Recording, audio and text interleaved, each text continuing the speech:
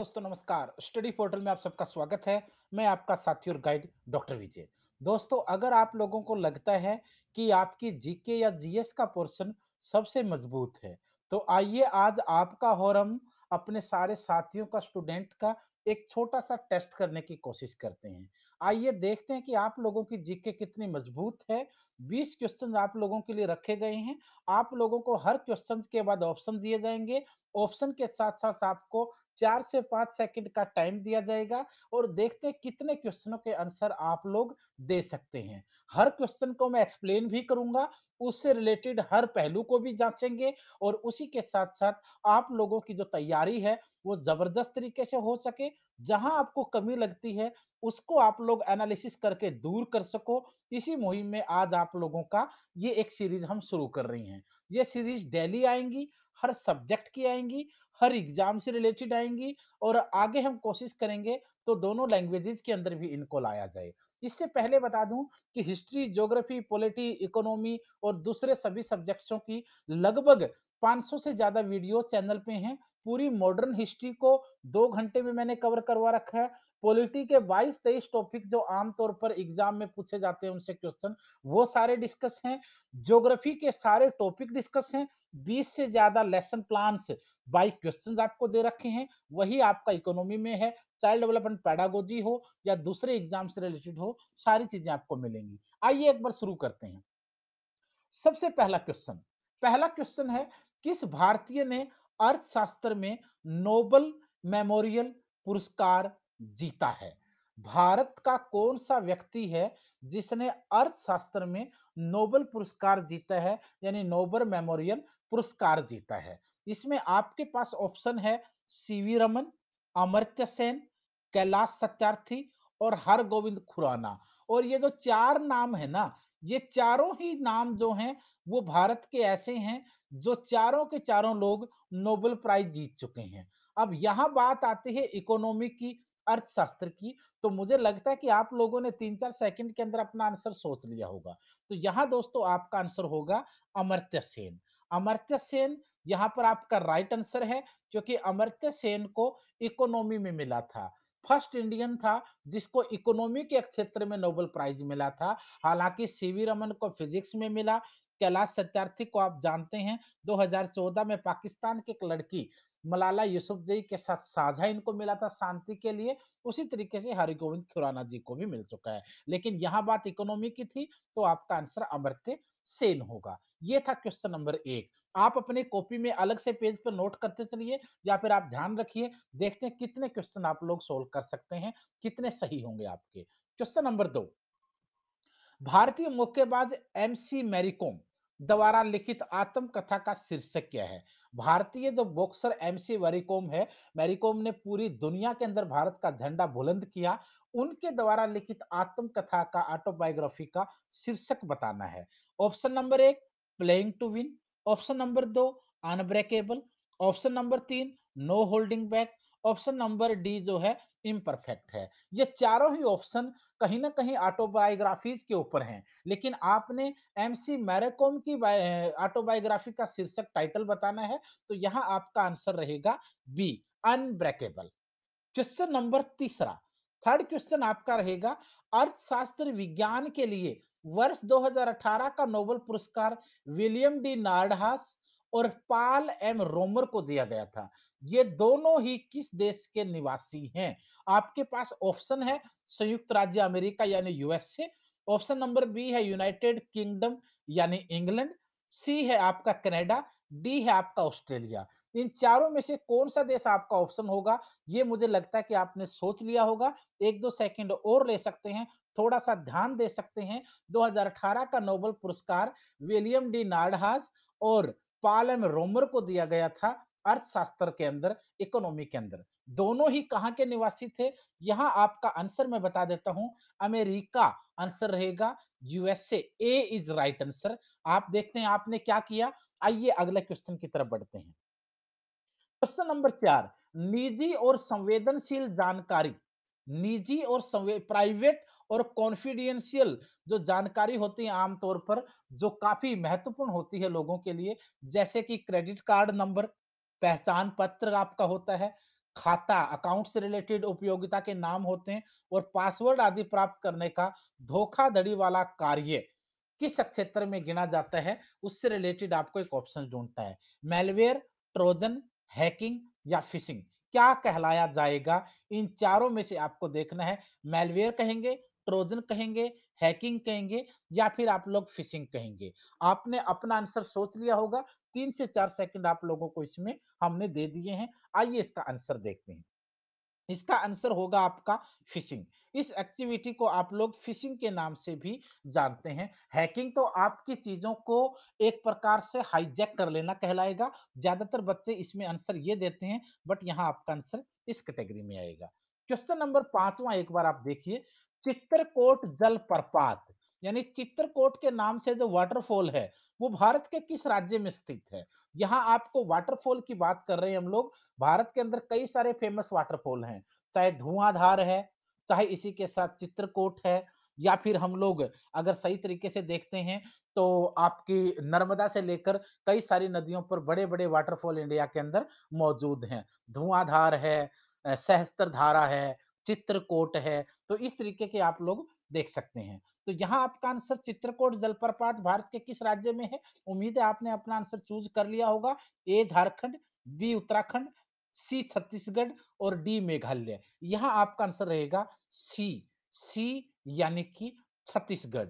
चित्रकूट जो वाटरफॉल है, जलप्रपात है, वो छत्तीसगढ़ के अंदर है। क्वेश्चन नंबर आपका 6, वेनेजुएला की राजधानी कौन-सी है? दोस्तों ये क्वेश्चन इस टाइप के क्वेश्चन बहुत ज़्यादा पूछे जाते हैं आजकल जीए के पोर्शन में, क्योंकि किसी भी देश की चाहे करेंसी पूछी जाए, चाहे किसी देश की राजधानी पूछी जाए, चाहे किसी देश के व्यक्ति या कलाकार के बारे में पूछा जाए या किसी देश का फेमस कोई शहर पूछ लिया जाए, ये क्वेश्चन आमतौर पर होते हैं। वेनेजुएला की राजधानी कौन-सी है? निकोसिया है, सान साल्वाडोर है, क्वीटो है या काराकास है? उम्मीद है आपने अपना आंसर सोच लिया होगा। आइए हम आपको हमारी तरफ से राइट आंसर बताते हैं। यहाँ आपका आंसर होगा डी यानी कि काराकास। काराकास इसमें राइट आंसर है, वेनेजुएला की कैपिटल है ये। क्वेश्चन नंबर 7, 7वां क्वेश्चन जो है यहाँ, भारत में निम्नलिखित में से किस रेडियोधर्मी धातु का विश्व का सबसे बड़ा भंडार है? इंडिया के अंदर कौन सी रेडियोधर्मी धातु मेटल है जिसका विश्व का जिसमें सबसे ज्यादा भंडार इंडिया के अंदर है? यूरेनियम है, रेडियम है, बिस्मथ है या फिर थोरियम है? इसमें से कौन सी ऐसी धातु है रेडियोधर्मी जिसका वर्ल्ड के अंदर सबसे ज्यादा भंडार जो है वो इंडिया के अंदर अवेलेबल है, मौजूद है? उम्मीद है आपने सोच लिया होगा इनमें से कौन सा ऑप्शन ए, बी, सी या डी। आइए बात करते हैं आंसर की। यहाँ आपका आंसर होगा थोरियम। भारत के अंदर दुनिया का सबसे ज्यादा थोरियम अवेलेबल है, सबसे बड़े भंडार इंडिया के अंदर ही थोरियम के हैं। क्वेश्चन नंबर 8वां, 8वां क्वेश्चन है, ऑस्ट्रेलिया की एकमात्र द्वीपीय राज्य का नाम बताएं। इनमें से कौन सा ऐसा आइलैंड स्टेट ऑस्ट्रेलिया का है, द्वीपीय राज्य है? कौन सा क्रैपी है, इबिसा है, टैस्मेनिया है या फिर रोइस है? यहाँ पर आप लोग काफी बच्चे कंफ्यूज होंगे। मुझे लगता है कि ज्यादातर बच्चों का ये आंसर गलत हो सकता है। तो ऑस्ट्रेलिया का एकमात्र द्वीपीय राज्य का नाम बताना है। ए कैंपी क्रैम्पी, बी जो है इबिसा है, सी जो है टैस्मेनिया है, डी आपका रोइस है। तो यहाँ आपका आंसर रहेगा सी, टैस्मेनिया। ऑस्ट्रेलिया को दोस्तों आप ऑस्ट्रेलिया देश का भी नाम है, ऑस्ट्रेलिया कॉन्टिनेंट के नाम से भी जाना जाता है, इसी को आप लोग प्यासी धरती के नाम से भी मानते हो, कंगारुओं का क्षेत्र भी आप इसी को देखते हो, क्रिकेट से लेकर हर जगह तक इसका दबदबा कई क्षेत्रों में आप लोग देखते रहे हैं। क्वेश्चन नंबर 9, निम्नलिखित में से कौन सा शहर गोदावरी नदी के किनारे स्थित है? नहीं है। यहां पर ध्यान रखना, नहीं है पूछा गया है नहीं पूछा गया है, नहीं है पूछा है। इनमें से कौन सा शहर है जो गोदावरी नदी के किनारे नहीं है? नासिक, नवसारी, नांदेड़ या निजामाबाद?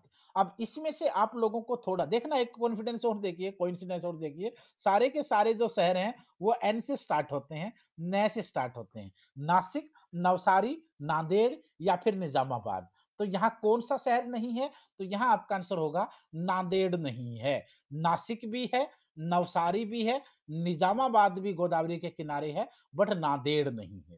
क्वेश्चन नंबर 10वां देखिए, 10th वाला जो क्वेश्चन है वो है नीलम संजीवा रेड्डी। नीलम संजीवा रेड्डी के कार्यकाल के बाद भारत के राष्ट्रपति कौन बने? नीलम संजीवा रेड्डी भारत का एकमात्र ऐसा राष्ट्रपति जिसे सर्वसम्मति से, आम सहमति से, जनरल ओपिनियन से राष्ट्रपति बनाया गया था। भारत के अंदर जितने भी राष्ट्रपति अब तक, रामनाथ कोविंद, डॉक्टर राजेंद्र प्रसाद से रामनाथ कोविंद तक, इंडिया में 14 राष्ट्रपति हो चुके हैं, लेकिन ये एकमात्र ऐसा राष्ट्रपति था जिन्हें सर्वसम्मति से चुना गया था, जनरल ओपिनियन से, आम सहमति से, बिना वोटिंग के। इसके पीछे भी एक लंबी कहानी है, जो राष्ट्रपति की पूरी वीडियोस मैंने डाल रखी है, उसमें आप उसको चेक कर सकते हो। कौन सा भारत में पहला राष्ट्रपति बना, कौन सा पहला मुस्लिम बना, कौन सा पहला दलित बना, कौन सा पहला सिख बना, कौन सा सर्वसम्मति से बना। इस टाइप के बहुत से क्वेश्चन मैंने प्रेसिडेंट की वीडियोज में डिस्कस कर रखे हैं, उन्हें देख लीजिए। तो नीलम संजीवा रेड्डी के कार्यकाल के बाद भारत के राष्ट्रपति कौन बने? फखरुद्दीन अली अहमद, एफ ए अहमद बने, वराहमिहिर वेंकटरमन वीवी गिरी बने, ज्ञानी जैल सिंह बने, या मोहम्मद हिदायतुल्लाह बने? उम्मीद है आपने अपना आंसर सोच लिया होगा। यहाँ आपका आंसर होगा ज्ञानी जैल सिंह, यानी सी इज राइट आंसर। तो ज्ञानी जैल सिंह जो भारत के पहले सिख राष्ट्रपति भी थे, और इन्होंने पॉकेट पॉकेट वीटो का आविष्कार भी किया था, जिसे आप लोग जेबी पावर कहते हैं, जेब की ताकत कहते हैं। क्वेश्चन नंबर 11वां, चंद्रगुप्त के पुत्र का नाम बताएं जिन्होंने 298 से 272 बीसी पूर्व के बीच, ईसा पूर्व के बीच शासन किया था। चंद्रगुप्त के बेटे का नाम बताएं जिसने 298 बीसी से 272 ईस्वी, ईसा पूर्व यानी बीसी के बीच में शासन किया और संपूर्ण भारत में साम्राज्य को बढ़ा दिया। कौन था? हर्षवर्धन हो ही नहीं सकता है, क्योंकि 606 में शासन किया उसने तो शुरू।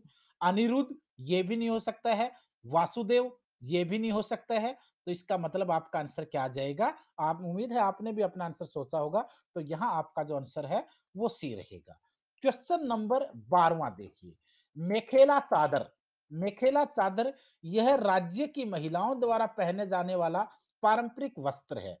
किन से राज्य की, किस स्टेट की महिलाएं मेखेला चादर नाम का पारंपरिक वस्त्र पहनती हैं? गुजरात की महिलाएं, तमिलनाडु की महिलाएं, गोवा की महिलाएं, या असम की महिलाएं? आप लोगों ने अपना आंसर सोच लिया होगा। मेखेला चादर नामक वस्त्र कौन से राज्य की महिलाएं पहनती हैं? यहां पर आपका आंसर रहेगा डी, असम। असम की महिलाएं जो हैं वो एक वस्त्र, पारंपरिक वस्त्र पहनती हैं जिसे मेखेला चादर कहा जाता है। क्वेश्चन नंबर 13वां देखते हैं, रविंद्रनाथ टैगोर ने निम्नलिखित में से किस देश का राष्ट्रगान लिखा था? रविंद्रनाथ टैगोर ने भारत का राष्ट्रगान भी लिखा था, जिसे 1911 में सबसे पहले जॉर्ज पंचम के स्वागत में कांग्रेस के कलकत्ता अधिवेशन में गाया गया। लेकिन इसके अलावा भी उन्होंने कौन से देश का राष्ट्रगान लिखा? आपका आंसर होगा बांग्लादेश। उम्मीद है आपने सोच रखा होगा। इसका नाम अगर आपको पता है, बांग्लादेश के राष्ट्रगान को क्या कहा जाता है, अगर आपको ये भी पता है तो आप हमें कमेंट करें। देखते हैं कितने बच्चे इस क्वेश्चन का आंसर भी उधर भी राइट दे पाएंगे। क्वेश्चन नंबर आपका डी इसका आंसर था ही। क्वेश्चन नंबर 14 देखिए, वर्गीस कुरियन जिसे भारत के अंदर श्वेत क्रांति का पिता कहते हैं, इंडिया के अंदर श्वेत क्रांति, जिसे आप लोग इंग्लिश में व्हाइट रिवॉल्यूशन बोलते हैं, इंडिया में व्हाइट रिवॉल्यूशन यानी श्वेत क्रांति का पिता या जन्मदाता या संस्थापक या फाउंडर वर्गीस कुरियन को कहते हैं। वर्गीस कुरियन वही गुजरात का व्यक्ति था जिसने अमूल कंपनी की स्थापना की थी। उनको राष्ट्रीय dairy development board, NDDB, national dairy development board के अध्यक्ष के रूप में किसने नियुक्त किया था? शास्त्री जी ने, गुलजारी लाल नंदा ने, इंदिरा गांधी ने, वीवी गिरी ने, या शास्त्री जी ने? आपको यहाँ आंसर देना है। मैं आपको बता देता हूं, आपने अपना सोच लिया होगा, तो यहाँ आपका आंसर रहेगा इंदिरा गांधी। श्रीमती इंदिरा गांधी ने उन्हें व्हाइट रेवोल्यूशन का, जिन्हें जन्मदाता माना जाता है, उन्हें एनडीडीबी के चेयरमैन के रूप में नियुक्त भी किया था। ध्यान रहे, श्वेत क्रांति का पिता हम लोग वर्गीस कुरियन को कहते हैं, और हरित क्रांति का पिता हम लोग एम एस स्वामी नाथन को कहते हैं। क्वेश्चन नंबर 15, मुगल सम्राट जहांगीर ने खालिस्तान में शालीमार बाग का निर्माण किया। मुगल सम्राट जहांगीर ने कहां पर शालीमार बाग का निर्माण किया? ये आंसर आपको सोचना है। दिल्ली में किया, बलूचिस्तान में किया, अवध में किया, या कश्मीर में किया? इनमें से कौन-सा आंसर आपके हिसाब से ठीक हो सकता है? आप लोगों के लिए 3-4 सेकंड का टाइम है, 5 सेकंड आप लोग ले सकते हैं। ये मैंने ऑलरेडी आप लोगों को 2, 3, 4, 5 सेकंड दे दिए हैं। आइए देखते हैं इसका आंसर। तो मुगल सम्राट जहांगीर ने शालीमार बाग का निर्माण कश्मीर के अंदर करवाया था। कश्मीर के अंदर। क्वेश्चन नंबर 16, वार्षिक भारतीय शास्त्रीय संगीत समारोह सवाई गंधर्व भीमसेन महोत्सव में आयोजित किया जाता है, यानी कहाँ आयोजित किया जाता है? सवाई गंधर्व भीमसेन महोत्सव वार्षिक जो भारतीय शास्त्रीय संगीत क्लासिकल म्यूजिक का जो फंक्शन है इंडिया का, इंडियन क्लासिकल म्यूजिक फंक्शन जो है वो एनुअल होता है। नाम है सवाई गंधर्व भीमसेन महोत्सव। ये कहाँ पर आयोजित किया जाता है? पुणे में, मैसूर में, कानपुर में या फिर उदयपुर में। दोस्तों ध्यान रहे, इसका आंसर आपको सोचना ही है, लेकिन यहाँ सवाई माधोपुर, सवाई एक राजस्थानी टोन आती है। यहाँ आप राजस्थान के अंदर आंसर मत लेके जाना, वरना गड़बड़ हो जाएगी। तो यहाँ गंधर्व को धरती जिसे मेन रूप से माना जाता है, हम पुणे मानते हैं। तो इस फंक्शन को आमतौर पर अब की बार पुणे के अंदर आयोजित करवाया जाता है आमतौर पर। ए इज राइट आंसर। आपने अपना चूज कर लिया होगा। लास्ट में देखते हैं आपके कितने आंसर आए। निम्नलिखित में से कौन सा बैंक भारत का सबसे पुराना सार्वजनिक बैंक है? वैसे नहीं पूछा गया है, इनमें से पूछा गया है कौन सा सबसे पुराना है? बैंक ऑफ इंडिया है, बैंक ऑफ बड़ौदा है, इलाहाबाद बैंक है या यूको बैंक है। इन चारों में सबसे पुराना सार्वजनिक क्षेत्र का बैंक आपसे पूछा गया है। उम्मीद है आप अपना आंसर सोच के बैठे होंगे और आप अपने आंसर को कमेंट में भी देंगे और बताएंगे भी। इस वीडियोस को लाइक करेंगे, लाइव करेंगे, तब भी आप अपना आंसर फटाफट देंगे और बाद में जब पूरे के पूरे क्वेश्चन सोल्व हो जाएं तो फिर आप कमेंट में बताएंगे कि आपको कितने में से कितने नंबर मिलते हैं। तो यहाँ आपका आंसर दोस्तों होगा सी। सी इज राइट आंसर। इलाहाबाद इनमें से सबसे पुराना माना जाता है। स्थापना के आधार पर होता है ये। क्वेश्चन नंबर 18, वैदिक सभ्यता खालिस्तान नदी के तट पर विकसित हुई। जो वैदिक सिविलाइजेशन है वो इनमें से कौन सी नदी के तट पर विकसित हुई? गोदावरी के तट पर, कावेरी के तट पर, कृष्णा के तट पर या सरस्वती के तट पर? तो इनमें आप लोग अपना आंसर ले सकते हैं। आपका आंसर ए है, बी है, सी है या डी है, ये आपने सोच लिया होगा। चलो मैं अपना आंसर आपको बता देता हूं। तो यहां पर आपका आंसर होगा डी, सरस्वती। वैदिक सभ्यता या वैदिक जो सिविलाइजेशन है वो सरस्वती नदी के तट के ऊपर विकसित हुई थी। क्वेश्चन नंबर 19वां, जुलाई 1944 में संयुक्त राष्ट्र ब्रेटन ब्रेटन वुड्स सम्मेलन में किस अंतरराष्ट्रीय संगठन यानी इंटरनेशनल ऑर्गेनाइजेशन की कल्पना की गई थी? डब्ल्यू विश्व व्यापार संगठन डब्ल्यूटीओ की कल्पना की गई थी या फिर यूनिसेफ की गई थी या फिर वर्ल्ड बैंक की गई थी या फिर आईएमएफ की गई थी। दोस्तों यहाँ अगर आप ब्रेटन वुड्स की बात करेंगे तो आमतौर पर दोनों ही संगठनों का जिक्र था, लेकिन इनमें से अगर आपको एक लेना है तो एक भी चूज करना पड़ेगा, क्योंकि जिसको पहले स्थापित किया गया जिसका जिक्र आया उसका आंसर आएगा। आपका सी होगा या डी होगा या ए होगा या बी होगा, आप सोच चुके हैं। आइए आंसर की तरफ आपको लेकर चलता हूं। आपका आंसर होगा डी।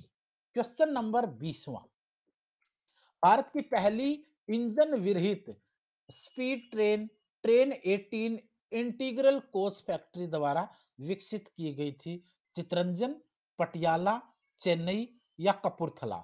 आपका आंसर ट्रेन 18 के लिए इंटीग्रल कोच फैक्ट्री कौन सी रहेगी? चितरंजन वाली, पटियाला वाली, चेन्नई वाली या कपूरथला वाली? आप सोच चुके हैं। आइए मैं आपको इसका आंसर दिखा देता हूं। तो यहां आपका आंसर होगा चेन्नई। चेन्नई आपका आंसर होगा। टोटल 20 क्वेश्चन थे। आपके कितने ठीक हुए ये आप हमें कमेंट करके जरूर बताएं। और आने वाले कोई भी एग्जाम आपका हो, आप अपना नाम, अपने एग्जाम का नाम, अपने शहर का नाम, तीनों चीजें व्हाट्सएप पे लिख करके इस नंबर पे आप सेंड कर सकते हैं, ताकि डे टू डे की जो करंट अफेयर्स है और दूसरे जो हजार हजार 500 200 क्वेश्चन की वीडियोज और जो नोट्स हैं वो आपको समय समय पर मिलते रहें। इसी के साथ साथ ये कहना चाहूंगा कि किसी भी एग्जाम की अगर तैयारी के लिए आपको स्टडी मटेरियल चाहिए है रिटर्न में, तो वो भी आप लोग ले सकते हैं। इस नंबर पे कॉल करके या व्हाट्सएप पे मैसेज करके आप लोग अपना एड्रेस सेंड करके NVS, KVS, STET, CTET, UPTET, DSSB, SSC, banking, NDA या सीडीएस के लिए आप लोग घर बैठे पूरे इंडिया के अंदर कहीं भी हो स्टडी मटेरियल ऑर्डर करके घर बैठे तैयारी करके सिलेक्शन ले सकते हैं। अब आपको कहीं भी जाने की जरूरत नहीं होगी। उम्मीद है आपको वीडियो पसंद आई होगी। नई वीडियो ऐसी चाहने के लिए आप हमें कमेंट करके जरूर बताएं। धन्यवाद और